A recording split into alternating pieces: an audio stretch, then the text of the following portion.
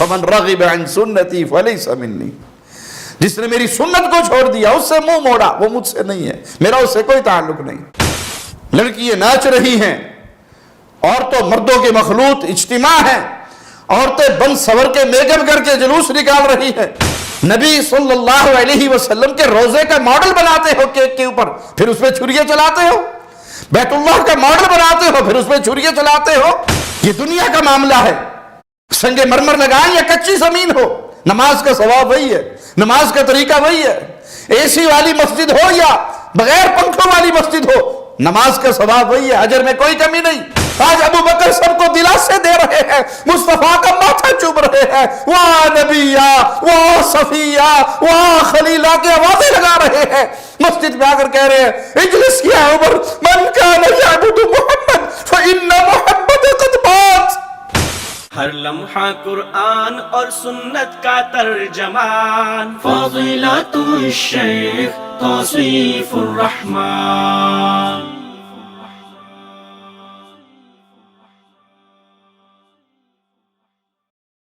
السلام علیکم ورحمۃ اللہ وبرکاتہ۔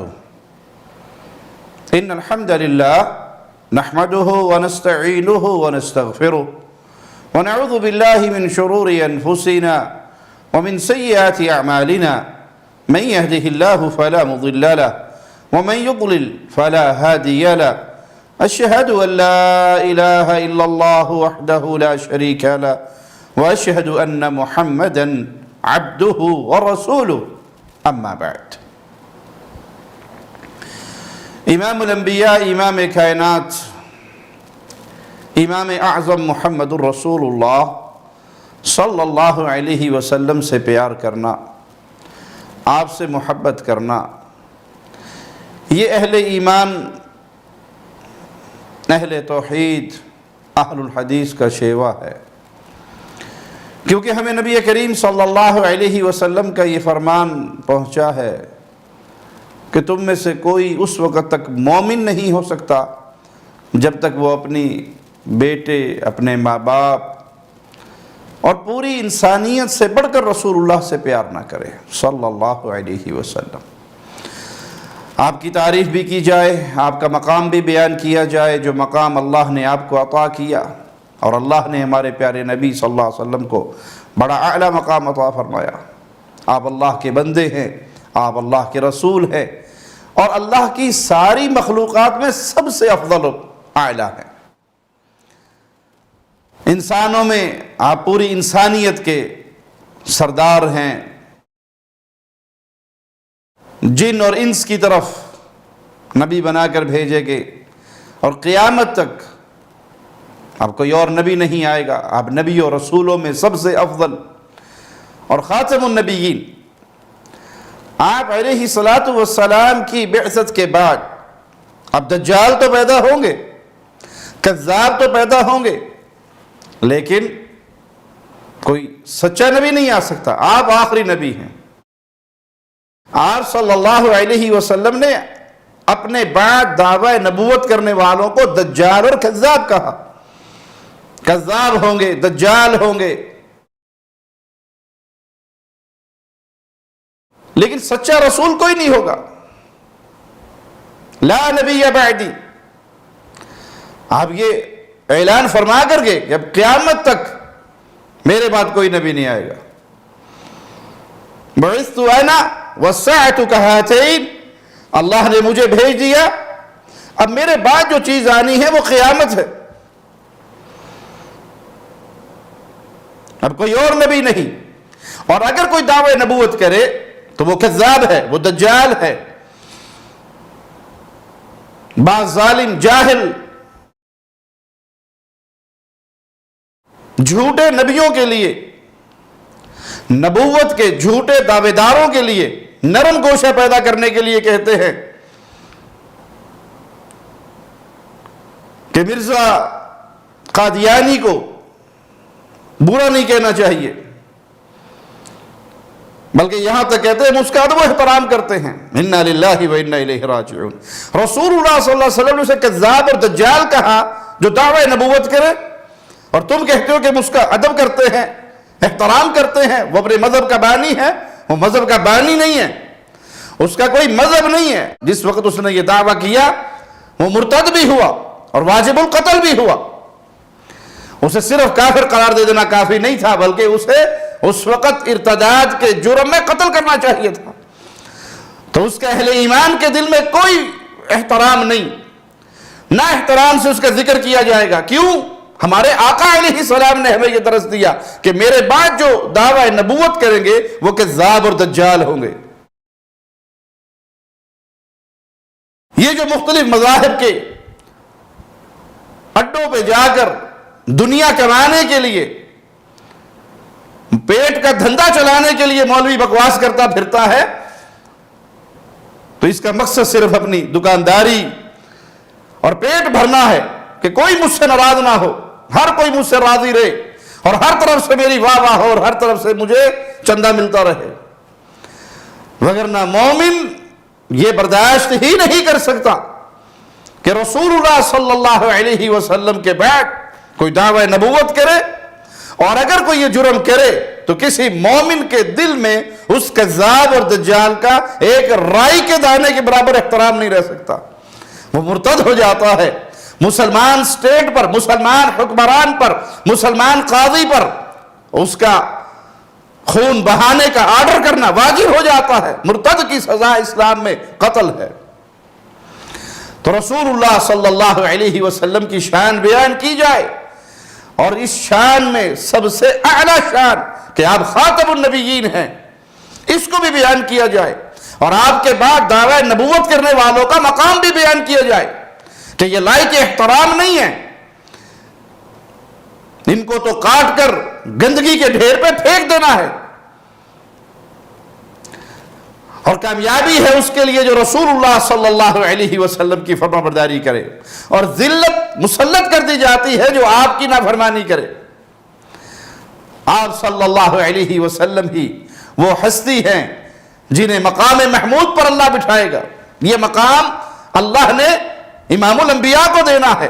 مالک کا فرمان سنیے، عسیٰ ان یبعثک ربک مقاما محمودا، ان قریب آپ کا رب آپ کو مقام محمود پر اللہ کھڑا کرے گا. اس مقام محمود سے مراد وہ مقام ہے کہ قیامت کے دن رسول اللہ صلی اللہ علیہ وسلم کھڑے ہوں گے انسانیت کی شفاعت کے لیے، کہ اللہ سے سفارش کریں گے تاکہ ان کا حساب و کتاب شروع ہو. اور یہ حشر کے جس سخت موقف پہ کھڑے ہیں یہاں سے انہیں آرام ملے. اور یہ ایک ایسا مقام ہے جس پر صرف آپ فائز ہوں گے. اس دن کوئی نبی بھی انسانیت کے لیے سفارشی نہیں بنے گا. انسانیت چکر لگائے گی آدم علیہ السلام سے لے کر عیسیٰ علیہ السلام تک، اور ہر نبی انسانوں کو آگے بھیجے گا. اور جب رسول اللہ صلی اللہ علیہ وسلم کے پاس آئیں گے تو آپ کہیں گے ہاں مجھے اللہ نے یہ مقام دیا ہے، میں سفارش کروں گا. اور مقام توحید کو بھی دیکھیے کہ رسول اللہ صلی اللہ علیہ وسلم کی شفاعت کا انداز کیا ہوگا. اللہ اجازت دے گا تو نبی سجدہ کریں گے اور طویل سجدہ کریں گے.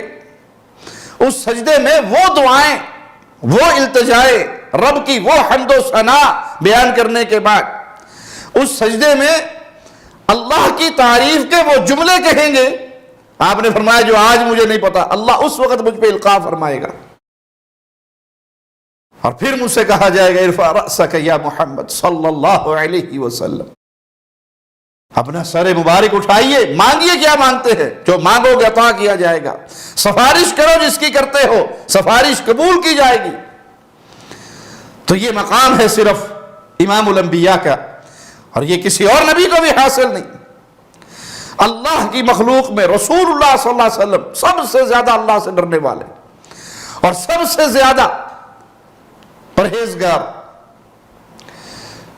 وہی مشہور واقعہ آپ نے بارہا علماء سے سنا ہوگا کہ 3 صحابہ اللہ کے نبی صلی اللہ علیہ وسلم کے گھر آئے، آپ کے معمولات زندگی کا سوال کیا، اور پھر ایک نے کہا میں ہمیشہ روزے سے رہوں گا، کبھی افطار نہیں کروں گا.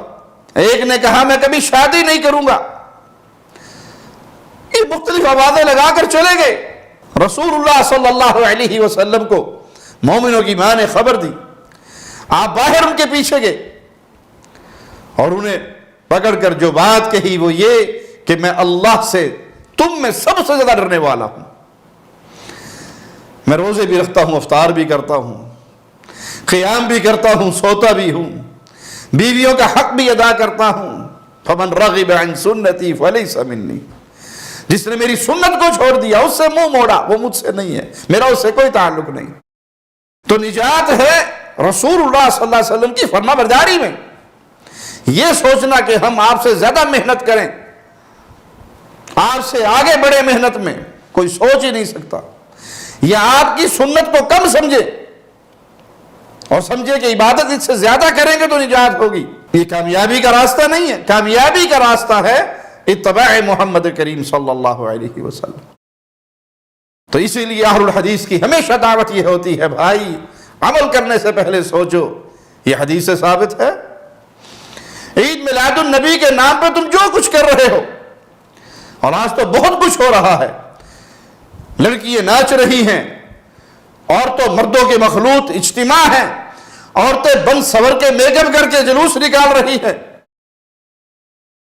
گانوں پہ ڈانس ہو رہا ہے، مسجد نبوی اور بیت اللہ کا ماڈل بنا کر اس کو لے کے گلی گلی گھوما جا رہا ہے، اور عید میلاد کا جلوس ختم ہونے کے بعد 12 ایسے مناظر دیکھے کہ وہ کچرے کے ڈھیر پہ پھینک دیے جاتے ہیں۔ یہ کام کوئی ہندو کرے تو بلوا ہو جائے، جھگڑا ہو جائے، لڑائی ہو جائے، قتل و غارت تک معاملہ پہنچ جائے، اور تم مسلمان کلمہ پڑھ کے کرو تو تمہارے لیے ساری راہیں کھلی ہیں۔ ہم نے تو ظلم کے ایسے مناظر بھی دیکھے اس بدعتی تہوار پر کہ لوگ رسول اللہ صلی اللہ علیہ وسلم کا نام کیک پر لکھتے ہیں، اور پھر اللہ کے نبی صلی اللہ علیہ وسلم کے نام پر چھریاں چلاتے ہیں۔ کہاں گیا تمہارا ایمان؟ کہاں گئی تمہاری محبت؟ کہاں گیا تمہارا دعویٰ؟ صحابہ نے تو ایسے محبت کی کہ ایک کافر کا ہاتھ آپ کی داڑھی کی طرف بڑھا تو صحابی نے تلوار کا دستہ مارا اس کے ہاتھ پر کہ اپنے ہاتھ کو پیچھے رکھ، اپنے ہاتھ کو دوبارہ مصطفیٰ کی داڑھی کے قریب لانے کی جرات نہ کرنا، وگرنہ یہ ہاتھ تیرے جسم سے جدا کر دیا جائے گا۔ ہم نے تو محبت کے یہ مناظر دیکھے کہ ابو سفیان کے نیچے سے بستر اٹھا دیا گیا۔ زبان حال سے کہنے دیجئے، ابو سفیان کے جذبات کی ترجمانی کرنے دیجئے کہ بیٹی میں اس بستر کے قابل نہیں، یا یہ بستر میرے قابل نہیں۔ یہاں تو یہ منظر بھی دیکھنے کو ملا کہ یہ نبی کا پاکیزہ بستر ہے، اور جب تک انسان مشرک ہوتا ہے، وہ ناپاک ہوتا ہے، وہ پاک بستر میں نہیں بیٹھ سکتا۔ ہمیں تو یہ منظر دیکھنے کو ملے۔ پیارے نبی صلی اللہ علیہ وسلم کے صحابہ کے محبت کا یہ منظر دیکھنے کو ملا کہ وضو کے قطرے آپ کے جسم مبارک سے زمین پہ نہیں آتے، صحابہ اسے لینے کے لیے لپکتے ہیں، اور تم محبت کے جھوٹے دعوے دار نبی صلی اللہ علیہ وسلم کے روزے کا ماڈل بناتے ہو کیک کے اوپر، پھر اس پہ چھریاں چلاتے ہو، بیت اللہ کا ماڈل بناتے ہو، پھر اس پہ چھریاں چلاتے ہو، آقا کا نام لکھتے ہو، اور پھر تمہارا یہ ہاتھ شل کیوں نہیں ہو جاتا؟ تم بے ہوش کیوں نہیں ہو جاتے کہ تم مصطفیٰ کے نام پہ چھریاں چلا رہے ہو؟ مولا علی نے تو کہا تھا کہ آپ کا نام جہاں لکھا ہوا ہے، یہ صلح نامہ لکھتے ہوئے کفار کہہ رہے نام مٹا دو، میں مصطفیٰ کا نام نہیں مٹا سکتا، میں محمد رسول اللہ کا نام نہیں مٹا سکتا، اور تم نبی کے نام پہ چھریاں چلاؤ، اور پھر بھی تم سنی کے سنی رہو، مسلمان کے مسلمان رہو، محبت کے دعوے میں بڑے اونچے رہو۔ شیطان نے تمہیں کس کام پہ لگا دیا؟ جن صحابہ نے اپنے بچے قربان کروا دیے، اپنی گردنیں کٹوا دی، کیا ان صحابہ کے لیے یہ کیک کاٹنا، یہ جلوس نکالنا، یہ جھنڈیاں لگانا، یہ چراغاں کرنا، یہ کوئی مشکل کام تھا؟ جنہوں نے اپنی جانیں قربان کر دی، ام عمارہ کبھی دائیں سے کبھی بائیں سے احد کے میدان میں رسول اللہ کا دفاع کرتے ہوئے نظر آئی، تو کیا ان کے لیے میلاد النبی پہ جشن منانا مشکل کام تھا؟ تم نے رسول اللہ صلی اللہ علیہ وسلم کے راستے کو چھوڑ دیا۔ اصل مقام تو آپ کی عزت کو بیان کرنا ہے، اور وہ ہے آپ کی فرمانبرداری کے ذریعے آپ کی عزت کی جائے، آپ کی نافرمانی کرنے والے پر اللہ ذلت مسلط کر دیتا ہے۔ کبھی تو تنہائی میں بیٹھ کے سوچو، یہ عید میلاد النبی منانا ثواب کا کام ہے یا گناہ کا؟ اگر یہ گناہ ہے تو ہر مسلمان کو رکنا چاہیے، اگر یہ ثواب ہے تو کبھی تو عقل کے ناخن لو، یہ ثواب کا کام تھا تو ابو بکر، عمر، عثمان و علی اس سے پیچھے کیوں رہے؟ اگر یہ ثواب تھا قرآن اس سے خالی کیوں ہے؟ اگر یہ ثواب تھا احادیث اس سے خالی کیوں ہے؟ اگر یہ ثواب تھا صحابہ کا عمل اس میں یہ موجود نہیں ہے، خالی کیوں ہے؟ آج تمہارے مفتیوں کو یہ جواب دینا پڑ رہا ہے۔ الیاس قادری صاحب کہتے ہیں کہ لازمی نہیں ہے۔ شریعت میں جب کوئی چیز شریعت سے نہ ٹکراتی ہو اور شریعت جس کو منع نہ کرے تو وہ جائز ہوتا ہے۔ صحابہ کرام نے یہ لینتھر کی مسجدیں، سریے، سیمنٹ اور اونچی اونچی مسجدیں کب بنائی تھی، پنکھے کب لٹکائے تھے، اے سی کہاں لگائے تھے مسجدوں میں۔ یہ ڈھکوسلے ہیں جو تمہارے مفتی بیان کر رہے، یہ دنیا کا معاملہ ہے۔ سنگ مرمر لگائیں یا کچی زمین ہو، نماز کا ثواب وہی ہے، نماز کا طریقہ وہی ہے۔ اے سی والی مسجد ہو یا بغیر پنکھوں والی مسجد ہو، نماز کا ثواب وہی ہے، اجر میں کوئی کمی نہیں۔ لائٹنگ ہو یا لالٹینیں جلی ہوئی ہو، ثواب وہی ہے، کوئی فرق نہیں۔ لیکن تم اس عید پر کہتے ہو کہ اجر ہے، ثواب ہے، جنت میں جانے کی گارنٹی ہے، تو پھر بتاؤ صحابہ اس سے کیوں محروم رہے؟ تابعین کیوں محروم رہے؟ تبع تابعین، محدثین، ائمہ دین کیوں محروم رہے؟ یہ خبر ہوئی تو صرف ملک اربل کے شاہ مظفر کو 6 صدی ہجری میں، اس سے پہلے سب کے سب ناواقف رہے، نابلد رہے، جاہل رہے، نعوذ باللہ ثم نعوذ باللہ۔ تمہیں پتہ لگا یہ دین ہے، پھر تمہیں پتہ لگا کہاں سے؟ جب قرآن میں نہیں، حدیث میں نہیں، صحابہ میں نہیں، تابعین میں نہیں، تمہیں کہاں سے پتہ لگا؟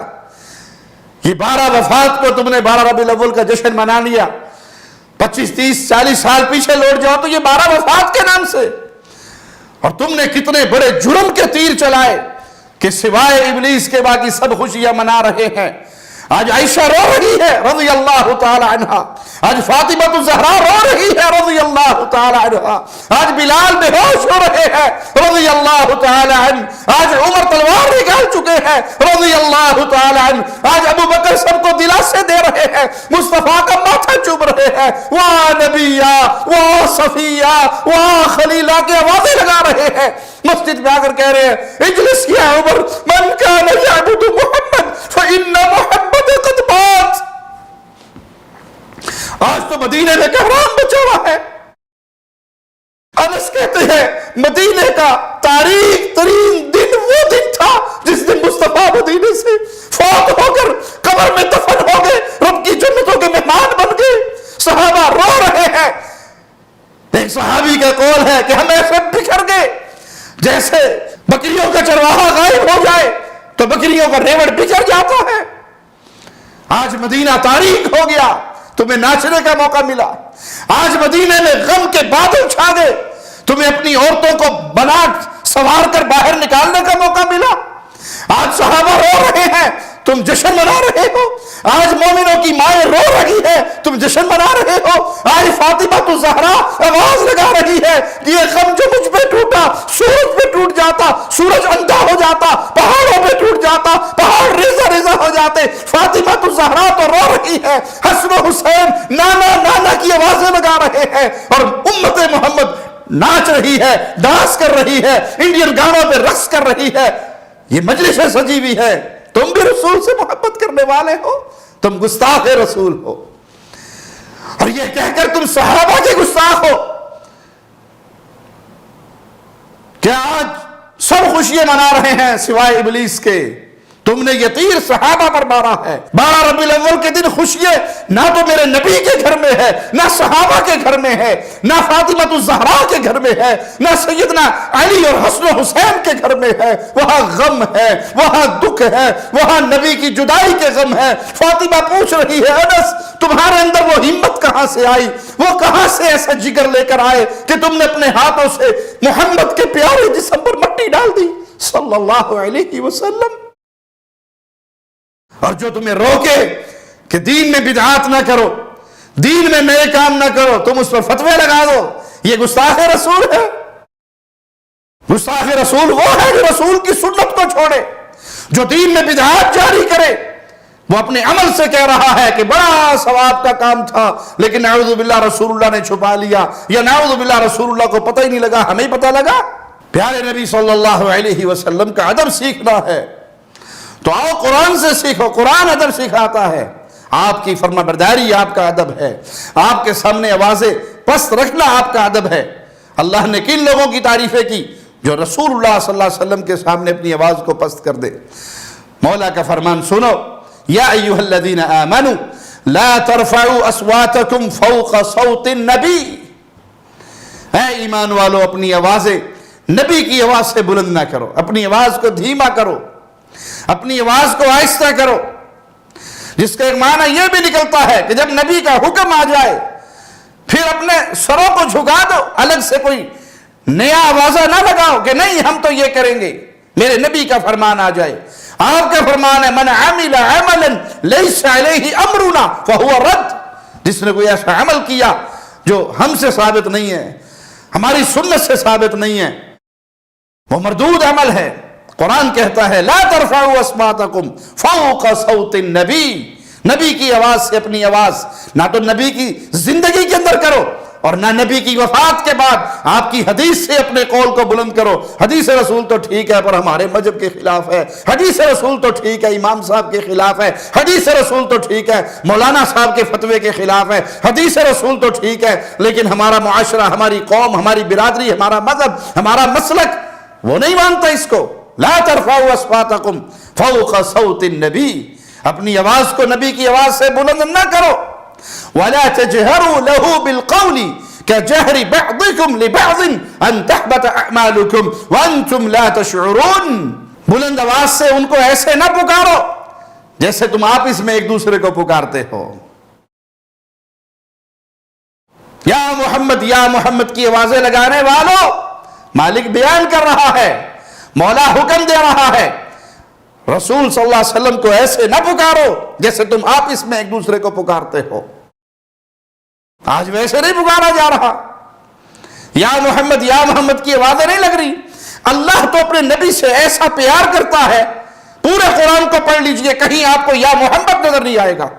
یا آدم مل سکتا ہے، یا ابراہیم مل سکتا ہے، یا نوح مل سکتا ہے، یا موسیٰ مل سکتا ہے، یا عیسیٰ ہو سکتا ہے، اگر پورے قرآن میں نہیں ہے تو یا محمد نہیں ہے۔ اللہ نے جب بھی خطاب کیا، کبھی یا ایھا المزمل کہا، کبھی یا ایھا المدثر کہا، پیار سے پکارا، محبت سے پکارا، نام لے کر کبھی نہیں پکارا، حالانکہ وہ خالق و مالک ہے، اپنے حبیب سے ایسی محبت کرتا ہے کہ اس کے نام سے کبھی نہیں پکارا۔ یا نوح کہا اور تم ایسے بے ادب ہو گئے جیسے آپ اس میں ایک دوسرے کو پکارتے ہو۔ اس طرح تمہارے جلسوں اور جلوسوں میں یا محمد کی آوازیں لگیں۔ مالک کہتا ہے باز آ جاؤ، ان تحبط اعمالکم وانتم لا تشعرون، کہیں ایسا نہ ہو کہ تمہارے سارے اعمال میں برباد کر دوں اور تمہیں خبر بھی نہ ہو، تمہارے سارے اعمال برباد ہو جائیں اور تمہیں خبر بھی نہ ہو۔ سنو مالک کا فرمان، ان الذین یغضون اصواتهم عند رسول اللہ، جو اپنی آوازوں کو پست رکھتے ہیں اللہ کے نبی صلی اللہ علیہ وسلم کے پاس، رسول اللہ کے ہاں، اولئک الذین امتحن اللہ قلوبهم للتقوی لهم مغفرۃ واجر عظیم، یہی وہ لوگ ہیں جن کے دلوں کو اللہ نے پرہیزگاری کے لیے پرکھ لیا ہے۔ یہ پرہیزگار دل ہے، اللہ نے جانچ لیا ہے ان کے دلوں کو پرہیزگاری کے لیے، ان کے لیے مغفرت ہے اور ان کے لیے اجر عظیم ہے۔ نبی کے ہوتے ہوئے، نبی کی موجودگی میں اپنی آوازوں کو دھیمی کرنے والے، پست کرنے والے، یہ اللہ کے ہاں مغفرت پائیں گے، اجر عظیم پائیں گے، اور متقین ہیں، یہ ان کا دل تقوی سے سرشار ہے۔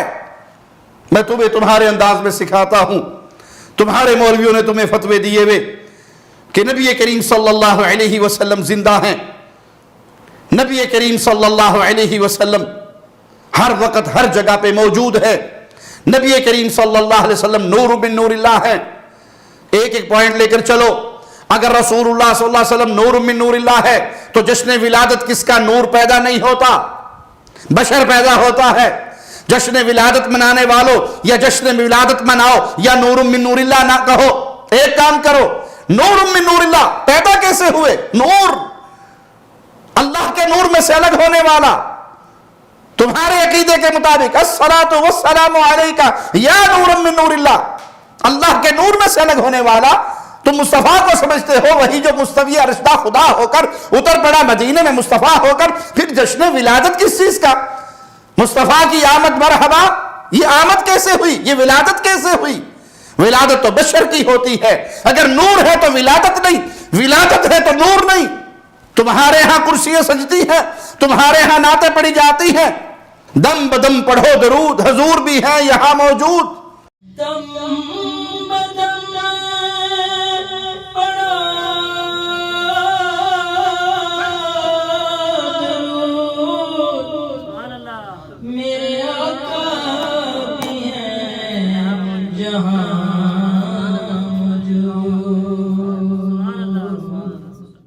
تمہارے عقیدے کے مطابق اللہ کے نبی صلی اللہ علیہ وسلم ان جلوسوں میں، ان جلسوں میں تمہارے مولویوں کے مطابق تشریف لاتے ہیں، اور قرآن کہتا ہے، انداز قرآن پہ غور کرو، ان الذین یغضون اصواتهم عند رسول اللہ، جو اپنی آواز رسول اللہ کے سامنے پست رکھتا ہے، اولئک الذین امتحن اللہ قلوبہم للتقوی، انہی کا دل پرہیزگاری کے لیے رب نے جانچ لیا۔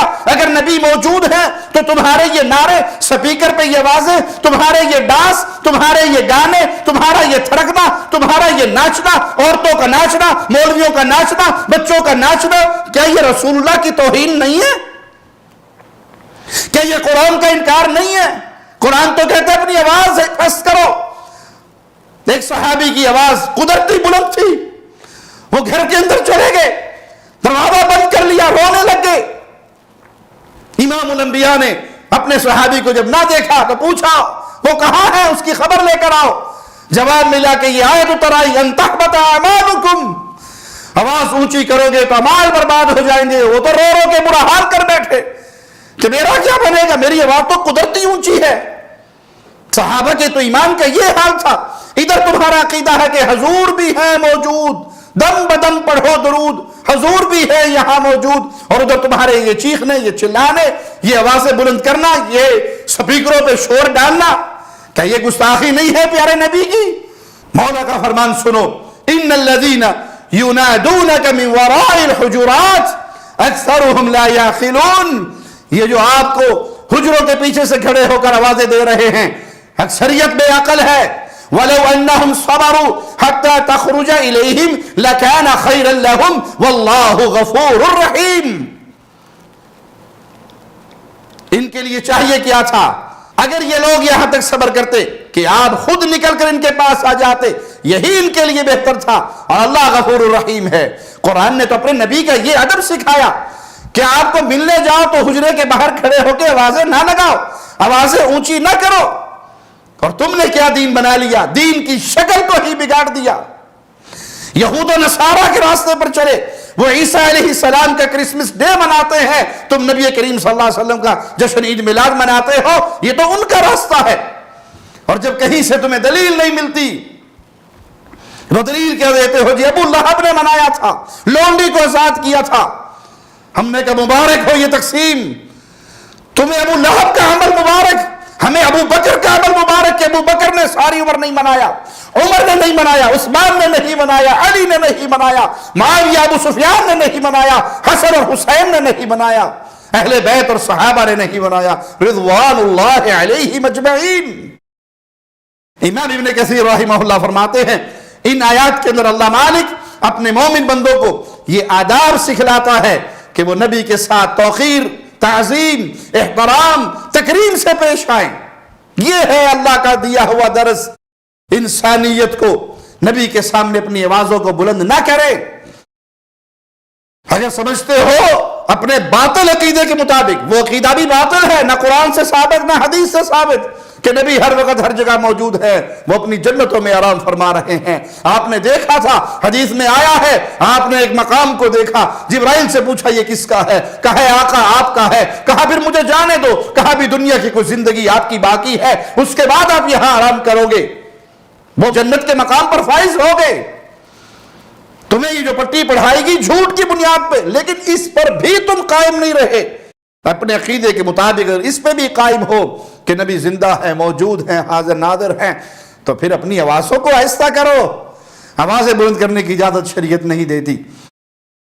اللہ مالک نے نبی کریم صلی اللہ علیہ وسلم کو ان کا نام لے کر پکارنے سے منع کر دیا، جیسے عام لوگ پکارتے ہیں، بلکہ آپ کو رسالت کے وصف سے پکارا جائے۔ صحابہ بیٹھتے تھے، یا رسول اللہ، اس مقام رسالت سے، اس پیارے لقب سے خطاب کرتے ہوئے آپ سے کلام کرتے تھے۔ مولا کا فرمان سنو، لا تجعلوا دعاء الرسول بینکم کدعاء بعضکم بعضا، تم اللہ کے نبی کے بلانے کو ایسا بلاوا نہ کر لو جیسا تم آپس میں ایک دوسرے کا ہوتا ہے، ایک دوسرے کو جیسے تم پکارتے ہو ویسے رسول اللہ کو نہ پکارو۔ ان کے مقام، ان کی شان، ان کی عزت اور احترام کے ساتھ اس وصف سے پکارو جو اللہ نے ان کو عطا کیا ہے۔ جیسے اللہ مالک نے خود اپنے نبی صلی اللہ علیہ وسلم کو نبی اور رسول کے القاب سے مخاطب کیا۔ اللہ تعالیٰ اور اللہ کے فرشتے آپ پر درود و سلام رحمت بھیجتے ہیں، اللہ نے اپنے بندوں کو بھی آپ پر صلاۃ و سلام بھیجنے کا حکم دیا۔ مالک کا فرمان سنیے، ان اللہ وملائکتہ یصلون علی النبی یا ایھا الذین آمنوا صلوا علیہ وسلموا تسلیما۔ اللہ تعالیٰ اور اس کے فرشتے اس نبی پر رحمت بھیجتے ہیں، اے ایمان والو تم بھی ان پر درود بھیجو اور خوب سلام بھی بھیجتے رہا کرو، یہ حکم ہے ہمیں۔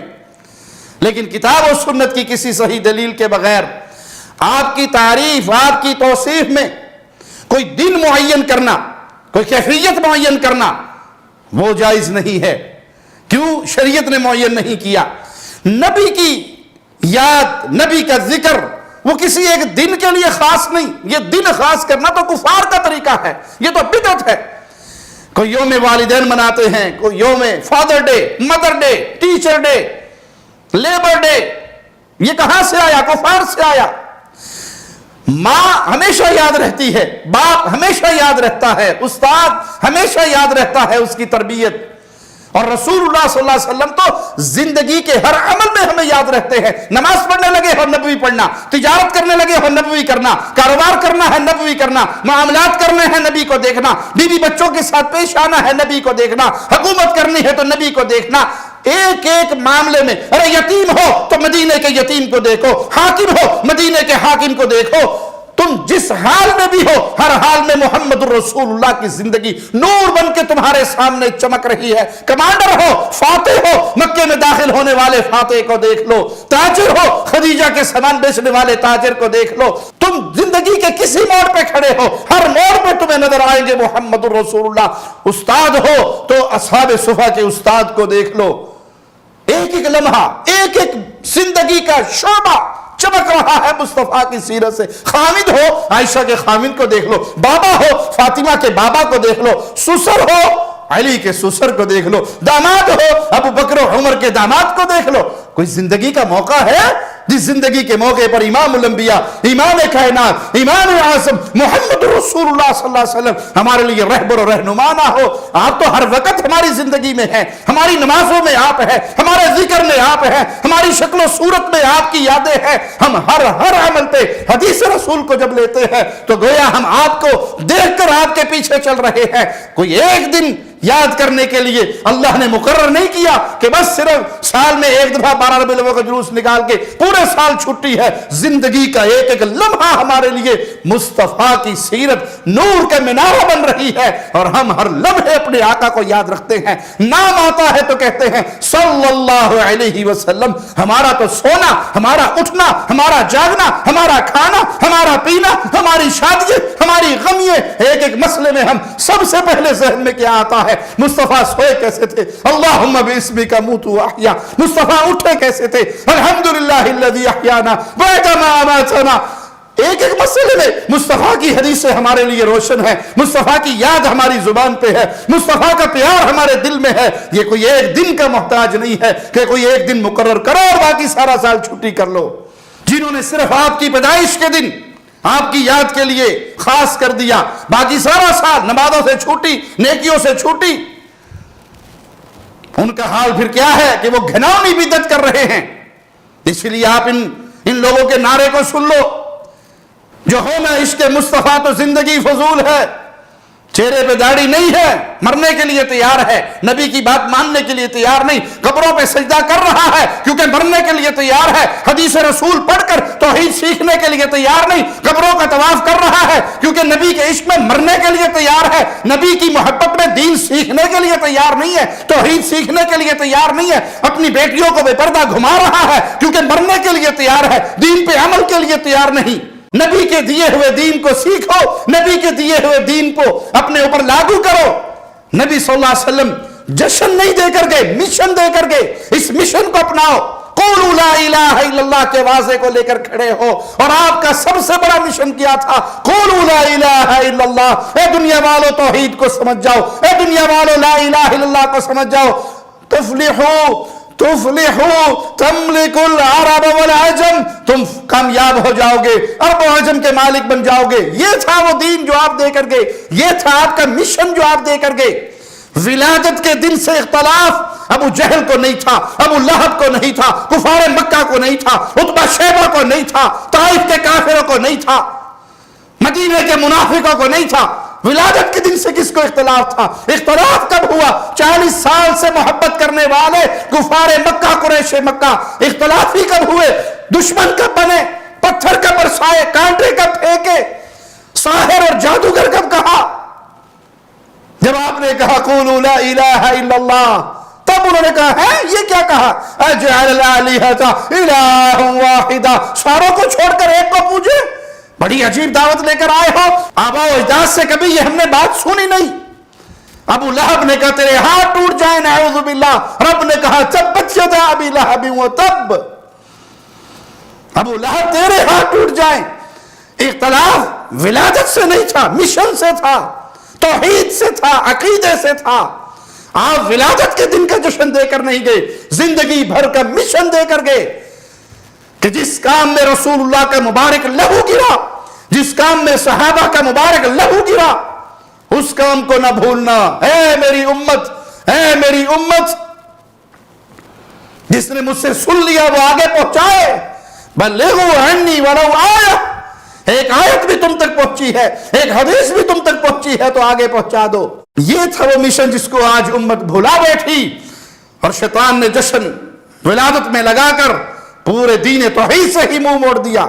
ضرورت ہے آپ صلی اللہ علیہ وسلم کی دی ہوئی باتوں پہ عمل کرنے کا، کیونکہ وہ باتیں اپنی مرضی سے نہیں کرتے تھے۔ وما ينطق عن الهوى ان هو الا وحی یوحى، وہ اپنی خواہش سے دین کی بات نہیں کہتے تھے، وہ تو صرف وحی ہے جو اتاری جاتی ہے، نبی پر وحی ہوتی تھی اور نبی اس وحی کو بیان کرتے تھے۔ لہذا سنت میں شک پیدا کرنا، سنت کی شان کو گھٹانا، سنت کا انکار کرنا، سنت کی اپنی طرف سے تعویلیں کرنا، یہ ہے آپ کی اصل گستاخی۔ نبی نے جو سنتیں دی ان سنتوں کو سنبھال لو، ان سنتوں کو سینے سے لگا لو، ان سنتوں پہ عمل کرو، دین کو سیکھو، علم کو حاصل کرو، علماء کے ساتھ جڑ کر رہو، علماء کے گستاخ نہ بنو، علماء کی توہین کرنے والے نہ بنو، علماء کو گالیاں دینے والے نہ بنو۔ یہ علماء عام ہستیاں نہیں ہیں، ورثۃ الانبیاء ہیں، یہ نبیوں کے وارث ہیں۔ ان کو گالیاں نہ دو، ان کے سامنے بدزبانی نہ کرو، ان کی توہین نہ کرو۔ اور اگر کوئی ظالم نبی کے وارثوں کی توہین کرتا ہے، ان کو گالیاں دیتا ہے، بدزبانی کرتا ہے، تو وہ ایسا مجرم ہے کہ وہ مصطفیٰ کا دشمن بن رہا ہے، کیونکہ یہ مصطفیٰ کے دین کے وارث ہیں۔ اور انبیاء کے وارثوں کو گالیاں دینا اپنی دنیا اور آخرت برباد کرنے کے مترادف ہے۔ اللہ سے ڈرو، توبہ کرو، علماء کی عزت کو سمجھو، उलमा के मकाम को समझो, उलमा के मतबे को समझो। हम कतन ये नहीं कहते कि उलमा की पूजा करो, ये तो अहले शिर्क का वतीरा है, लेकिन कम अज कम जिनकी जिंदगी गुजर गई मुस्तफा अलैहिस्सलाम की अहादीस को बच्चों के सीने में हिफ्ज़ करवाते, उन्हें गालियां तो ना दो, उनकी तौहीन तो ना करो, अपने आप को उनका दुश्मन बनाकर तो माशरे के सामने पेश ना करो। ये उलमा इनकी कदर सीखनी है तो उलमा से सीखो। शेख सालेह फौजान हाफिज़हुल्लाह ये हदीस सुनाते हुए कि अल्लाह इल्म को ऐसे नहीं उठाएगा कि आलिम सुबह उठे और उसका सीना खाली हो और वो इल्म से कोरा हो चुका हो, बल्कि उलमा की मौत के जरिए अल्लाह इल्म को उठा लेगा। आज कहां है शेख इब्न बाज जैसा कोई आलिम, शेख इब्न उसैमीन जैसा कोई आलिम? कहां है अब्दुल्ला बहावलपुरी रहमतुल्लाह अलैह जैसा कोई आलिम, बदरुद्दीन शाह राशिदी रहमतुल्लाह जैसा कोई आलिम, एहसान इलाही ज़हीर रहमतुल्लाह जैसा कोई आलिम, अब्दुल रशीद रहमतुल्लाह जैसा कोई साहिब कलाम कहां है जिसकी जुबान पे कुरान पानी की तरह बहा करता था? कहां है? ढूंढते फिरो। शेख अब्दुल मन्नान नूरपुरी रहमतुल्लाह जैसा कोई आलिम है? जो उलमा बच गए हैं इनकी कदर करो, इन उलमा की कदर करो। तुम इनकी इज्जत नहीं कर सकते, इन्हें गालियां ही ना दो कम से कम।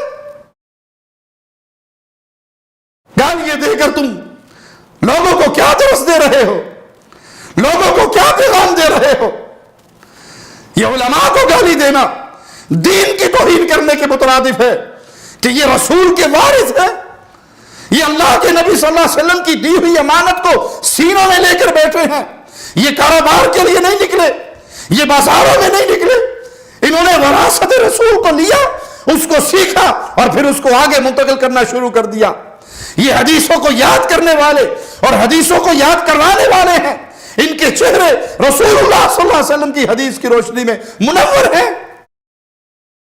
अल्लाह के लिए इन उलमा के उठ जाने से पहले पहले इनकी कदर कीजिए, अपने बच्चों को इनके हवाले कीजिए ताकि ये तुम्हारे बच्चों को भी दीन सिखाएं, उलमा बनाएं, अखलाक के दामन को हमेशा थामे रखिए।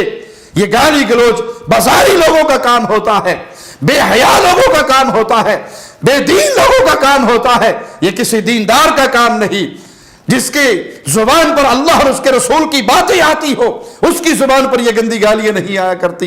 अल्लाह से दुआ है अल्लाह हमें उलमा की कदर करने की तौफीक अता फरमाए, अल्लाह हमें दीन पे बाकी रखे, दीन पे जिंदा रखे और अल्लाह हमें रसूलुल्लाह सल्लल्लाहु अलैहि वसल्लम के इस मुबारक मिशन को आगे बढ़ाने की तौफीक अता फरमाए। जिंदगी हमारी सारी प्यारे नबी के मिशन को फैलाते हुए गुजर जाए और आखिरी सांस हो और जुबान से ला इलाहा इल्लल्लाह की आवाजें निकल रहे हों, अहले शिर्क के हाथों शहादत की मौत पाकर रब की जन्नत के मेहमान बन रहे हो। अक़ूलु क़ौली हाज़ा व अस्तग़फिरुल्लाह ली व लकुम व लिसाइरिल मुस्लिमीन। हर लम्हा कुरान और सुन्नत का तर्जमान, फ़ज़ीलतुश शेख तौसीफ़ुर रहमान।